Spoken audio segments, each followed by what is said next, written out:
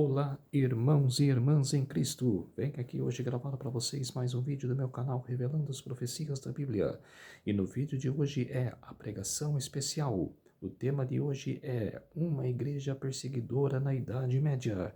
Antes de eu falar sobre este assunto, eu preciso da ajuda de vocês para se inscreverem no meu canal revelando as profecias da Bíblia. Deixe seu like, ative os sininhos de notificações para receberem o meu vídeo. Compartilhe com o maior número de pessoas que vocês puderem o conteúdo do meu canal. Preciso da ajuda de vocês. Vamos orar agora para fortalecer mais a nossa fé. Querido Deus e Pai, muito obrigado por esse mais um dia dessa semana, Senhor. Que essa semana maravilhosa que o Senhor está abençoando, que eu possa pregar a Tua palavra e possa pregar mais esse tema ainda, Senhor, que todos os seus filhos cristãos foram perseguidos na Idade Média e que nós também agora no futuro também seremos perseguidos. Por isso, meu Deus, fique comigo nesses minutos e segundos para eu explicar isso para todas as pessoas, nações e línguas. Tudo isso agradeço e peço em nome do meu Salvador Jesus Cristo. Amém. Vamos lá, povo de Deus. Começar com a linha do tempo. A linha do tempo do cristianismo, que começou lá no início no Jardim do Éden, com Adão e Eva, né? Adão, a lição que Adão tinha aqui para fazer aqui na Terra, a ordem de Deus para ele era de conduzir os filhos de Deus para procriar, né? Ele e Eva, para procriar, gerar filhos e de criar uma grande nação e ir conduzindo lá no Jardim do Éden, né? Lá na maravilha, que era o Jardim do Éden, cheio de flores, animais, né? De toda árvore poderia comer, né? Menos do conhecimento do bem e do mal. Mas infelizmente Adão não soube conduzir, né? Antes de ter um filho, ele caiu em pecado junto com a sua mulher Eva. Então teve o início, que foi a criação, depois no ano mundi, né, zero ano mundi, depois teve o pecado. Aí no início começou daí no ano 31 depois de Cristo, 400 anos depois, o início do cristianismo, e depois do início do cristianismo, a perseguição do Império Romano, que começou depois, ali no primeiro século mesmo, começou depois da morte de Jesus, começou as perseguições do Império Romano. Aí está mais um que entra nessa linha profética, conversão de Constantino, que teve no quarto século, em 313. E em 321 ele decretou o primeiro decreto dominical. Heresias entram na igreja, exatamente. Começaram as mentiras a entrar dentro do cristianismo. As mentiras, principalmente dos bispos católicos que tinham na época, ainda não estava ainda em poder a Igreja Católica. Só os bispos mesmo que tinha lá em Roma, que reuniam, faziam um concílio para pôr heresias dentro da igreja, cortar algumas coisas da lei de Deus. Por isso que fala em Daniel capítulo 7, verso 25, perseguirá os santos do Altíssimo e ainda cuidará de mudar os tempos e as leis. Quer dizer, mudou os tempos, que essas festas que tem agora, festa junina, festa de São João e várias por aí que tem, inventadas pela Igreja Católica, não tinha. Tinha a festa do tabernáculo, festa dos pães asmos, tinha a Páscoa, a festa da Páscoa, que era o sacrifício de Jesus, e a festa judaica. E mudou tudo, acabou tudo. Colocou festas pagãs, por isso, e mexeu nas leis. Mudou 2 mandamentos, que tiraram 2 mandamentos dos 10 que tinha, que era da lei de Deus. O segundo mandamento que proíbe fazer imagens de escultura, e e tirou o quarto mandamento, que é: lembra-te do dia do sábado para santificar. Tirou o segundo mandamento, lá que está lá no catecismo, não está o segundo mandamento lá, não está escrito lá no catecismo, e no lugar do quarto mandamento, tacaram como o terceiro mandamento lá no catecismo: guardar domingos e festas. Então, quer dizer, mexeram em 2 mandamentos dos 10. E como tiraram um, o 9º e o 10º mandamento, fizeram em 2, num só. Aí voltando, o papado estabelecido em 538 depois de Cristo, no capítulo 3, lá do Grande Conflito. Capítulo 3 do Grande Conflito. E o título hoje deveria ser: uma igreja que persegue. E simplesmente, é uma igreja que perseguiu os filhos de Deus. Perseguiu. É mais ou menos a foto que está aí, ó. Um cristão sendo julgado pela igreja. Qual é o crime dele? O crime dele é de ler a Bíblia Sagrada, de ler a palavra de Deus, de estudar e sair pregando por aí. Isso é o crime dele. É isso que a Igreja Católica fazia na Idade Média. Por esses crimes que eu acabei de relatar para vocês, que eles faziam, de ler a palavra de Deus, de estudar, andar com a Bíblia debaixo do braço e de pregar a palavra. Esse era o crime deles. Eram chamados de hereges pela Igreja Católica. Por quê? Por que era chamado de hereges? Porque a igreja queria que eles submetessem a igreja de aceitarem a doutrina que a igreja fornecia, que a igreja falava para eles, passava para eles obedecer. Mas esses cristãos reformadores não aceitaram, porque deram crédito à Bíblia Sagrada, à palavra de Deus. Por isso que eram chamados de hereges, como John Wycliffe, John Hus, Jerônimo de Praga, John Wesley e vários que morreram por esse poder. Onde está? Vamos falar agora dos waldenses. Os waldenses que também morreram na mão do papado, na Torre Pellice, na Itália, no norte da Itália. Eles ficavam aí, ó, nessas montanhas. Eles se refugiavam nessas montanhas para adorar a Deus. E muitas vezes eram mortos ali mesmo, porque o exército papal os perseguia. Não só eu que estou falando, a história que fala. Eu fiz um vídeo na segunda-feira falando sobre isso, mostrando o site do Google falando sobre a Inquisição Papal, que perseguia os cristãos. Aí está, essa varandinha aí, ó, essa casa que eles ficavam escondidos para fazer culto e adorar a Deus. Aí está, as montanhas. E falando nos valdenses, o Grande Conflito, na página 32, fala: dentre os que resistiram ao poder papal durante esse período, os valdenses são os mais significativos. Um dos principais motivos que levaram a Igreja verdadeira a se separar de Roma foi o ódio desta relação ao sábado bíblico. Conforme a profecia que tinha previsto, o poder papal pisoteou a lei de Deus. Exatamente. Aí continua.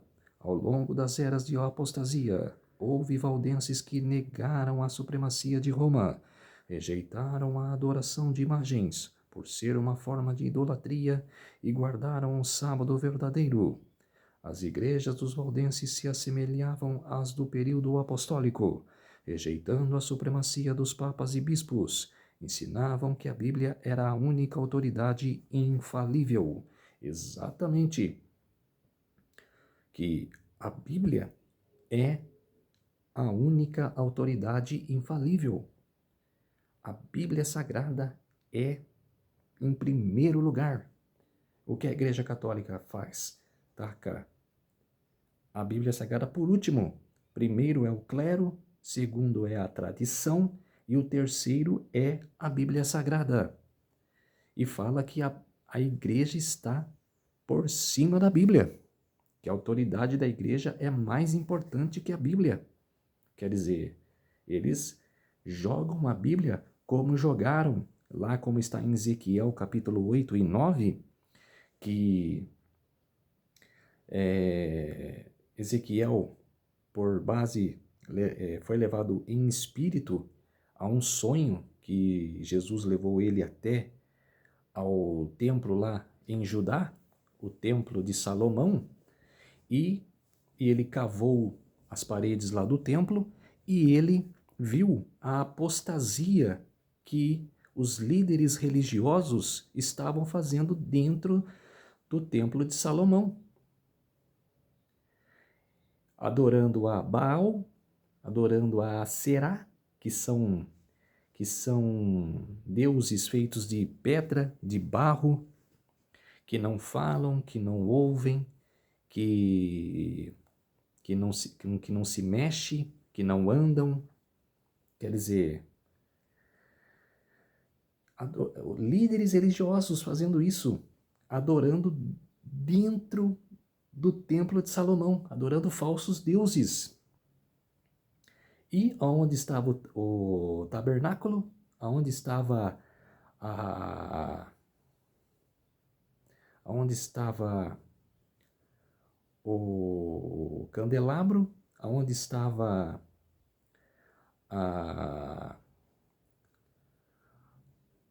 onde estava Deus sendo jogado? Estava num canto jogado. Estava num canto jogado, e eles adorando a falsos deuses, desde adorar ali onde o sumo sacerdote fazia o sacrifício inteiro para o povo, pelo povo a Deus, pelo pecado do povo a Deus, ali no ostensório, estava sendo jogado num canto. E o que Ezequiel fez? Rasgou o seu manto e chorou, porque ele viu ali Deus sendo jogado de lado e os líderes religiosos adorando a falsos deuses. É a mesma coisa que séculos mais tarde, muitos anos depois, a Igreja Católica fez com a palavra de Deus. Jogou por terra. Jogou como se estivesse aniquilando a palavra de Deus em sua igreja, a sua vida. Aí no grande conflito, na página 36, nenhuma acusação poderia ser feita contra o caráter moral desses foragidos. Sua maior ofensa era não adorar a Deus de acordo com a vontade do Papa. Exatamente, porque os papas, a autoridade da igreja era mandar na igreja, os papas eram mandar na igreja e mandar também no Estado. Por isso que o poder civil perseguia os cristãos, porque ele era dono do Estado e da igreja. Igreja e Estado, ele era dono. E não era só em Roma, não. Em vários países que as 10 tribos bárbaras conquistaram Roma no ano 476 d.C., conduziram, depois desse tempo, conduziram os países e conduzindo esses países, vários papas foi representar, eram representantes do poder de Roma em vários países, na Espanha, na Inglaterra, na França, em Portugal, em vários países tinham representantes papais, e também nos outros países tinha perseguição. Então, quer dizer, os cristãos não tinham paz nessa época. Eles eram martirizados.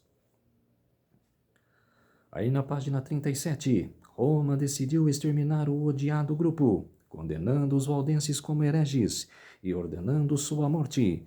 Eram acusados de preguiçosos, desonestos, desordeiros, mas declarava-se que eles tinham aparência de piedade e santidade, que seduziam as ovelhas do verdadeiro rebanho. Mesmo espírito que crucificou a Cristo e matou os apóstolos, que moveu Nero sedento por sangue contra os fiéis cristãos de sua época, estavam em ação para destruir a terra daqueles que eram amados por Deus. Para você entender o contexto da Bíblia, você tem que pegar lá do passado. Você tem que pegar desde lá do Atos dos Apóstolos, que os apóstolos sofreram na mão de Roma, sofreram na mão de líderes religiosos, desde aquele tempo, antes mesmo da Idade Média. No primeiro século, aí na Idade Média, foi do sexto século até o século XVIII. Foi 12 séculos de opressão papal. 12 séculos, você imagina, sendo oprimido por 12 séculos, por 1260 anos, de 538 depois de Cristo a 1798.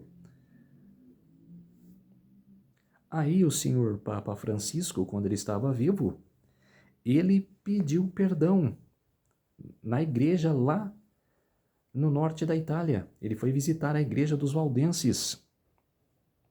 E os valdenses, não guardando mágoas, recebeu o Papa, que Deus ensina que deve perdoar os inimigos 70 vezes 7, que Deus fala, a vingança é minha. E por isso, na visita do Papa Francisco, antes de ele morrer, ele foi ao norte da Itália visitar a igreja dos valdenses, ele pediu perdão por atitude da igreja no passado. Ele falou assim: peço perdão por atitudes e comportamentos não cristãos, alguns mesmos desumanos que ao longo da história infligimos contra vocês. Em nome do Senhor Jesus Cristo, nos perdoe. Quer dizer, que não é invenção minha, não é invenção de historiador nenhum, não é invenção de pregador nenhum. É o próprio Papa que está falando, lá na igreja dos valdenses, no norte da Itália, pedindo perdão pela maldade, pela demoníaca maldade que a Igreja Católica Apostólica Romana na Idade Média fez contra os valdenses, contra os cristãos. E em Amós, capítulo 3, verso 7, certamente o Senhor Deus não faz coisa alguma em revelar o seu segredo aos seus servos, os profetas. Ele não faz coisa alguma sem revelar isso para os servos e os profetas. E a profecia, você pode botar isso na cabeça, em sua mente. Profecia é história escrita antecipadamente. Em Daniel, capítulo 2, Babilônia, cabeça de ouro. E também Daniel 7, que é representado o leão. A Medopérsia, que é peitos e braços de prata. Em Daniel 2 e em Daniel 7 é relação ao urso. A Grécia, que é no capítulo 2, ventre de bronze. E no capítulo 7, leopardo. Roma, pernas de ferro. No capítulo 2. No capítulo 7, é um animal terrível e espantoso. E a Europa dividida, que pés em parte de ferro e de barro. No capítulo 2 e no capítulo 7 é o animal terrível e espantoso simbolizado por 10 chifres. Aí está, no seu canto direito, o animal terrível e espantoso com 10 chifres. São as 10 tribos bárbaras que minaram Roma Ocidental em 476 d.C. Por 176 anos eles ficavam destruindo Roma, em partes de Roma. E E desde o ano 300, eles já começaram o ataque a Roma. Então, por isso que em 476, a última tribo, os ostrogodos, minaram Roma. E no seu lado esquerdo está o chifre pequeno, que nasceu diante dos 10 e derrubou três chifres, como diz Daniel, lá capítulo 7, que derrubou 3 chifres. Esses 3 chifres eram 3 tribos arianas, que eram os Érulos, os Vândalos e os Ostrogodos, que eu acabei de relatar agora, que os Ostrogodos que minaram Roma, a última tribo que minou Roma em 476. Então, quer dizer, essas 3 tribos não concordavam com a administração do Papa, não concordavam com a sua doutrina. Eles eram arianos. Em o ano 300, existiu um homem chamado Ário, que ele falava que Jesus não era o Filho de Deus, que era um arcanjo apenas, que ele não era Deus. E queria escrever uma Bíblia falando disso. Por isso que essas 3 tribos eram de Ário. Essas 3 tribos compraram essa ideia de Ário e eram arianas. Por isso, não concordaram com a administração do Papa, não concordaram com as suas leis. Por isso, foram minados. O último que foi minado foi os ostrogodos, em 538. E existem 9 marcas identificadoras do chifre pequeno. O número 1, entre eles subiu um outro pequeno, Daniel 7:8. Depois o 2, um outro pequeno. Continua. O 3, os 10 chifres correspondem a 10 reis que se levantarão daquele mesmo reino. E depois dele se levantará um outro. Daniel 7:24. A característica número 4, será diferente dos primeiros. O 5, e abaterá 3 reis. Como eu falei, que ele derrubou 3 tribos bárbaras, as 3 arianas. Proferirá palavras contra o Altíssimo. Magoará os santos do Altíssimo, e os santos lhe serão entregues nas mãos por um tempo, 2 tempos e metade de um tempo, e cuidará em mudar os tempos e a lei.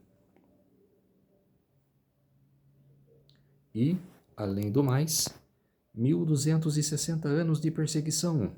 Daniel 7:25, e os santos lhe serão entregues nas mãos por um tempo, 2 tempos e metade de um tempo. Apocalipse capítulo 12, verso 6. A mulher, porém, fugiu para o deserto para que nele a sustentem durante 1260 dias, profeticamente 1260 anos. Apocalipse capítulo 12, verso 14. E foram dadas à mulher as 2 asas, para que voasse até o deserto, onde é sustentada durante um tempo, tempos e metade de um tempo, fora da vista da serpente. Profeticamente, quando você vê uma frase na Bíblia falando sobre um tempo, tempos e metade de um tempo, é tempo profético. Agora, se você vê 42 meses e 1260 dias, só 1260 dias é literal. Mas nesse tempo aí de 12, 20, no capítulo 12, fala da história da igreja. A característica número 8, e os santos lhe serão entregues nas mãos por um tempo, 2 tempos e metade de um tempo, Daniel 7:25, e está o restabelecimento do papado. Em 538 d.C., o bispo de Roma é nomeado como líder de todas as igrejas pelo imperador Justiniano. Aí está o seu... E para vocês verem que o engraçado, que dia 11 de fevereiro, é sempre o dia 11, sempre de fevereiro, que estabeleceu o Papa em 538, em 11 de fevereiro de 538. E, além do mais, foi um francês que ajudou o Papa a se estabelecer. Foi a tribo dos francos, que era a tribo francesa. E o líder dos francos ajudou o Papa a se estabelecer, derrotando a última tribo ariana, que foi os ostrogodos. E 1260 anos mais tarde, ao seu declínio, quem o derrubou em 1798 foi um francês também, no dia 11 de fevereiro de 1798. Napoleão Bonaparte enviou seu general Berthier a Roma e para prender o Papa Pio VI. Então, quer dizer, um francês o colocou no trono e um francês o tirou do trono.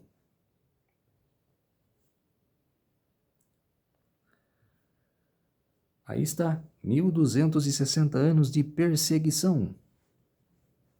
Aí está, eram devorados por animais, eram queimados na fogueira, eram enforcados, todo tipo de malcriação, de maldição, tinha para os cristãos. E quem estava por trás de tudo isso, quem estava carregando esse furor da igreja? Satanás, o dragão. Aí está, linha do tempo do Apocalipse, antes da criação. Aí está o declínio dos anjos caídos e de Satanás para aqui na terra.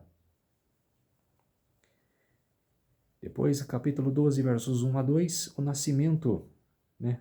Falando do nascimento de Jesus, que culminou com Apocalipse 12, 4, 5. Aí Jesus veio à terra fazer o seu ministério. Passou-se o tempo, aí começou o declínio papal, 538 a 1798, Apocalipse 12, 6 e 14. E a segunda volta de Jesus. Apocalipse capítulo 12, verso 17. Agora, esse texto é para o tempo futuro. Significa que é para o tempo futuro. Agora, para os nossos dias.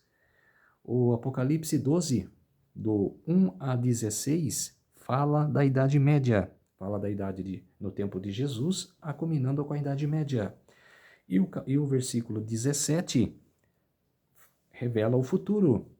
Projeta para o futuro. Irou-se o dragão contra a mulher, e foi pelejar com os restantes de sua descendência, os que guardam os mandamentos de Deus e têm o testemunho de Jesus. Os últimos restantes que sobrarem para ser perseguido pelo papado, agora no tempo futuro.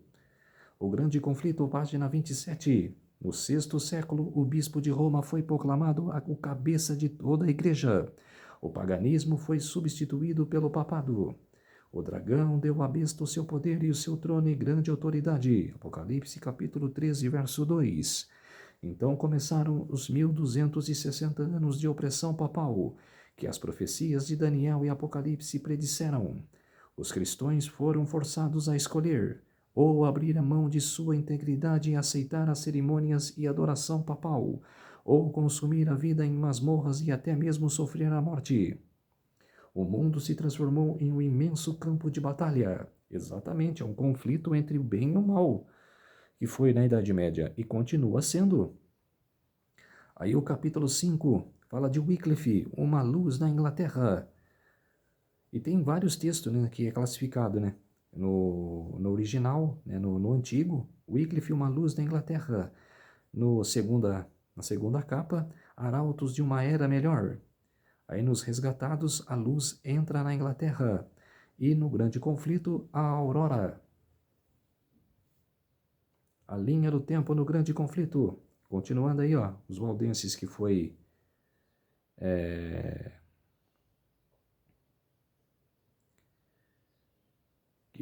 perseguido, agora é o Wycliffe, no capítulo 5, que viveu entre 1328 a 1384.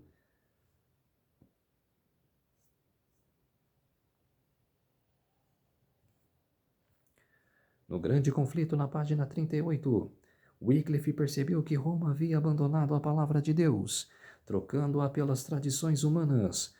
Ele acusava o sacerdócio de haver abandonado as Escrituras e exigia que a Bíblia fosse restaurada ao povo e a sua autoridade estabelecida na Igreja novamente.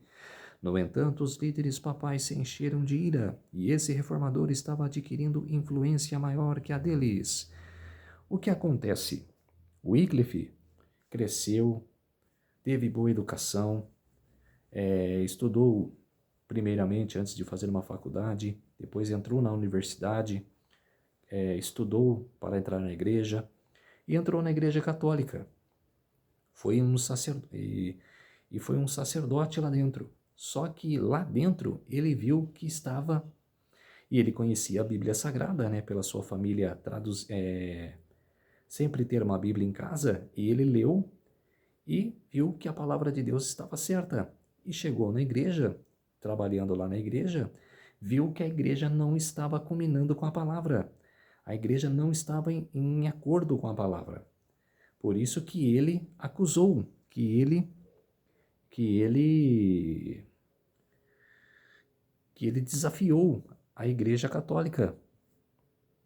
Aí continua o texto. No século XIV surgiu na Inglaterra a Estrela da Manhã da Reforma. John Wycliffe se destacou na faculdade por sua espiritualidade fervorosa, bem como por seu conhecimento acadêmico sensato.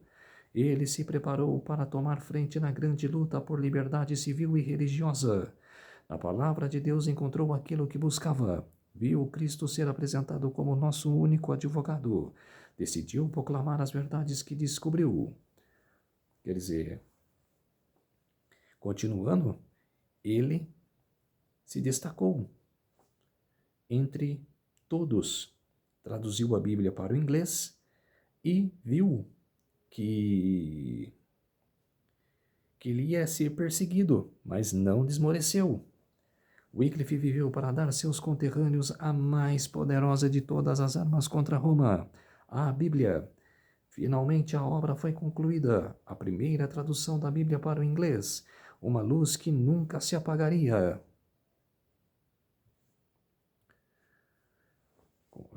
Página 43. O estudo das Escrituras enobrece cada pensamento, sentimento e ambição, de uma forma que nenhum outro estudo é capaz de fazer, da firmeza de propósito, coragem e força. Exatamente, você deve ter tudo isso. Coragem e força para enfrentar, para suportar aquela situação. Aí agora falar sobre Hus e Jerônimo, dois heróis da Idade Média, que é no grande conflito antigo. Depois, no segundo grande conflito, dois heróis da Idade Média. Nos resgatados, dois heróis enfrentam a morte. E no grande conflito novo, a dupla. Aí está John Hus, que viveu entre 1369 a 1415. Aí está a estatueta de John Hus. Homenagem para John Hus. Aí foi a igreja, né, que ele começou o seu sacerdócio, mas depois o abandonou, vendo a verdade da palavra de Deus. Grande conflito na página 46. Naquela época, esse tipo de sentença era motivo de grande alarme. As pessoas que achavam-se que o Papa era o representante de Deus, detendo as chaves do céu e do inferno, com poder para enviar juízo sobre elas acreditavam que enquanto o Papa não removesse a excomunhão, os mortos não teriam acesso ao céu. Todos os serviços religiosos foram suspensos. As igrejas ficaram fechadas, os casamentos eram realizados do lado de fora, no pátio das igrejas. Os mortos eram enterrados em valas ou campos, sem funeral. Quer dizer que se alguém confrontasse a igreja, eles formavam esse tipo de decreto. E assustava todos, né? Porque as pessoas se assustavam porque não tinham liberdade. Mas a igreja fazia isso para, como se diz, se impor como uma coitada, né? Como, os hereges estão nos confrontando, querendo passar uma imagem para o povo, que não é. Aí na página 48 ele faz uma declaração numa carta. Meus irmãos, estou partindo com um salvo-conduto do rei para encontrar com muitos inimigos mortais. Jesus Cristo sofreu por aqueles que tanto amava. Deveríamos então ficar perplexos por ele nos ter deixado seu exemplo. Portanto, meus amados, se minha morte contribuir para a glória de Cristo, orem para que ele aconteça depressa e para que o Senhor me capacite a suportar todas as calamidades fielmente. Peçamos a Deus que eu não oculte nenhuma partícula da verdade do Evangelho, a fim de deixar os meus irmãos um exemplo excelente para ser seguido. Quer dizer, porque ele iria enfrentar o julgamento, encarar o julgamento por ele ser escritor da palavra, adorador da palavra de Deus, adorador a Deus, e de manter a sua fé. Isso que ele está sendo acusado, ir contra as promessas da igreja, ir contra as doutrinas da igreja. Aí está, ele sendo condenado no concílio. Olha quantos inimigos satânicos tinham em volta dele ali, ó. Quantos inimigos satânicos nesse julgamento. Por quê? Porque ele era acusado de manter a sua fé, de não se submeter, de não se ajoelhar, não se curvar aos demônios da Igreja Católica Apostólica Romana. Aí está uma foto mais ampla. Aí está como se fosse no julgamento que tem o procurador, né, que fala pelo acusado, ele fala pelo caso ali, né? E está lá o Papa sendo carregado pelo Satanás, só assistindo o julgamento e depois para dar a sentença. Inacreditável isso, né? Estou mostrando isso para vocês só, povo de Deus, porque eu quero alertar-vos. Como Apocalipse 18:4 fala, sai dela, povo meu.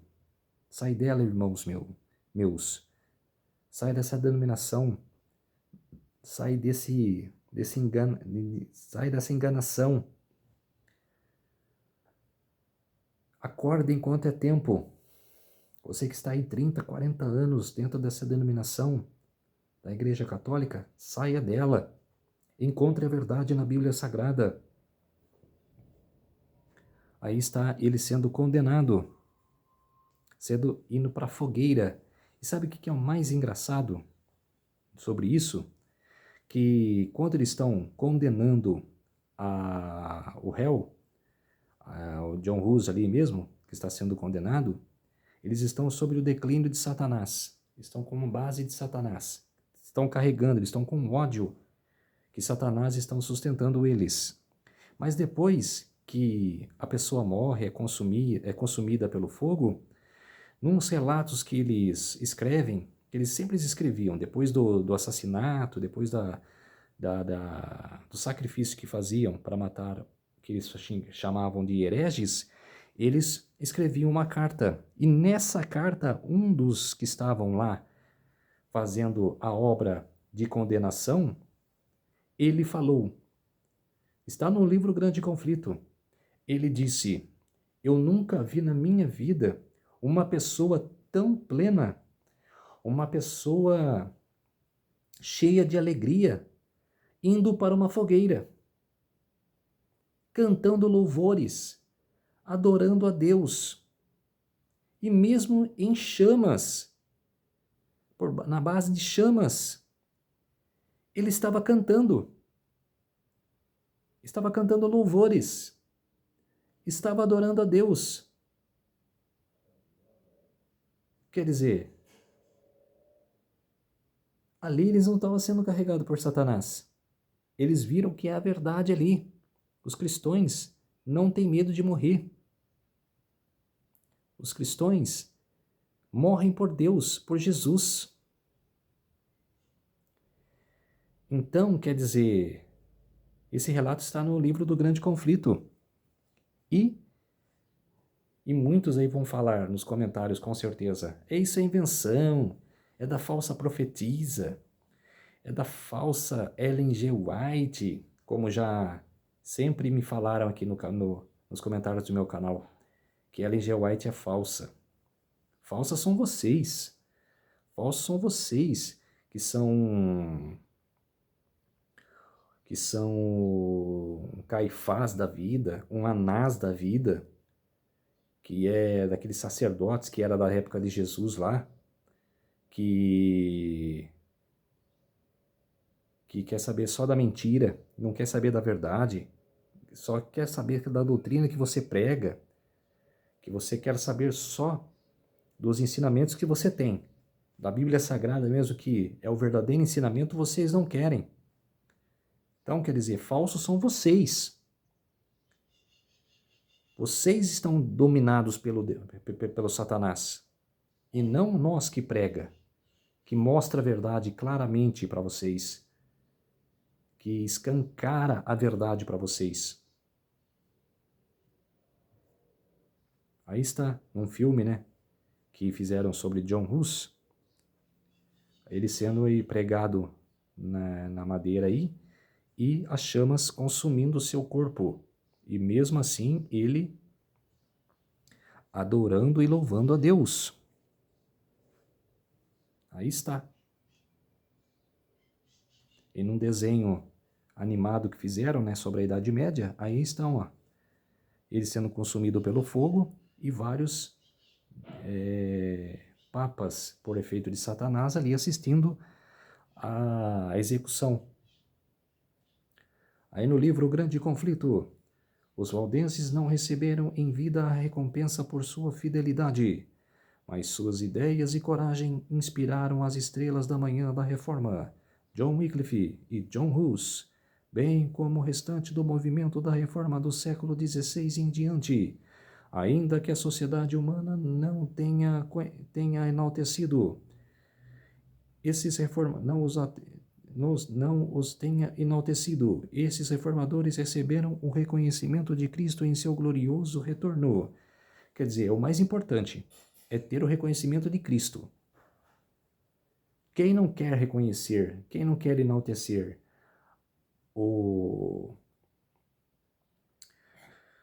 a fidelidade dos valdenses e dos reformadores, não são obrigados. Mas o importante é que eles receberam o reconhecimento de Cristo. Isso é mais importante. A gente não quer reconhecimento de ninguém, da nossa luta, da nossa força.